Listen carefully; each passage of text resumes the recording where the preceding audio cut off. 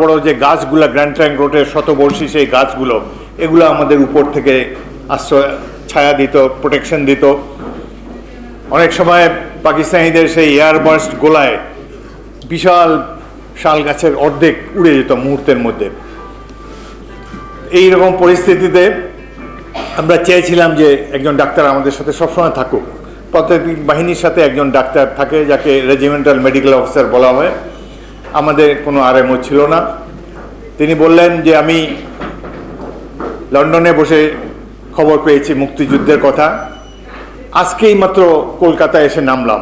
আমি নেমে বলেছি যে আমি মুক্তিযোদ্ধাদেরকে দেখতে চাই। সেই জন্যেই এই থিয়েটার রোড থেকে একজন ব্যক্তি আমাদেরকে আপনার এখানে নিয়ে এসেছেন। কলকাতার থেকে আমাদের কাছে আসাই সহজ ছিল।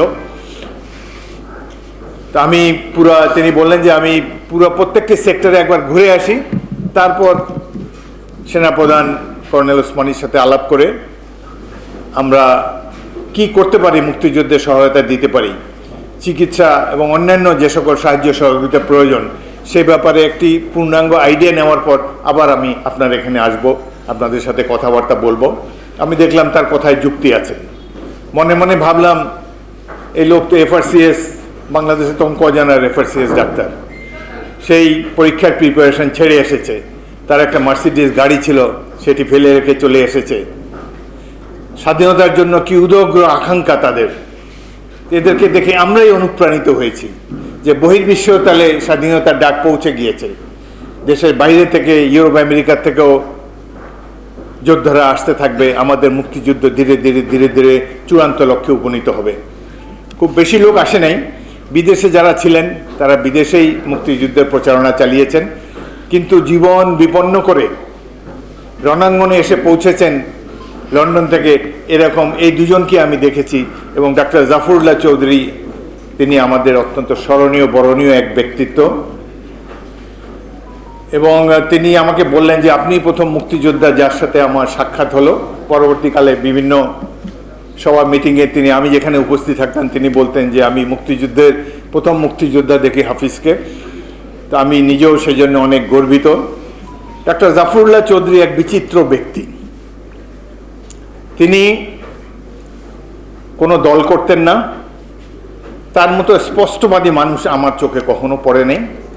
স্পেডকে তিনি স্পেডই বলতেন, যেটিকে তিনি ন্যায্য মনে করতেন নিঃসংকোচে সেই কথা তিনি উচ্চারণ করতেন। তার কথা যখন আওয়ামী লীগের বিরুদ্ধে যেত, বিএনপির আমরা সবাই হাততালি দিতাম।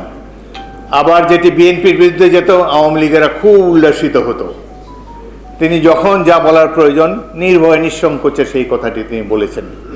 দেশের স্বার্থে বলেছেন। তার চোখের সামনে ছিল দেশ, জনগণকে লক্ষ্য করে তিনি বক্তব্য রাখতেন। এখানে বক্তারা অনেক কথা বলেছেন। বিরাট মাপের লোক। ফজলুর রহমান তার এখানে যেভাবে কত কষ্ট করে তিনি দীর্ঘদিন সেখানে থেকে হাওর এলাকায় থেকে বাঁধ নির্মাণ করেছেন। তার যে ঔষধ নীতি, বাংলাদেশকে পেয়ে বসেছিল। গরিবের বউ সবাই ভাবি, এইভাবে বাংলাদেশ উন্নত বিশ্বের সকলের একটি উৎপীড়নের জায়গা পেয়ে গেছে সবাই। বিভিন্ন ঔষধ কোম্পানিগুলো এসে বাংলাদেশে মানুষকে তাদের পচা মাল, অপ্রয়োজনীয় মাল খাবার জন্য ব্যস্ত হয়ে গিয়েছে।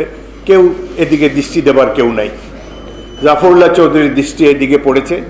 তিনি প্রেসিডেন্ট এরশাদের সময় এমন একটি ঔষধ নীতি করেছেন যেটি সত্যিকারের সাধারণ মানুষের কাজে লেগেছে, কিন্তু কায়েমি স্বার্থন্দ ব্যক্তিদের মধ্যে আঘাত লেগেছে। এমনকি তিনি যে পেশার ডাক্তাররা তাকে, বিএমএর ডাক্তাররা তাকে নিষিদ্ধ করেছে এই ঔষধ নীতির জন্যে। যেখানে 25-30 হাজার ঔষধ বাংলাদেশের জনগণকে গেলানো হতো, তিনি সেই ঔষধের সংখ্যা কমিয়ে কমিয়ে সম্ভবত 3,000-এ নিয়ে এসেছিলেন।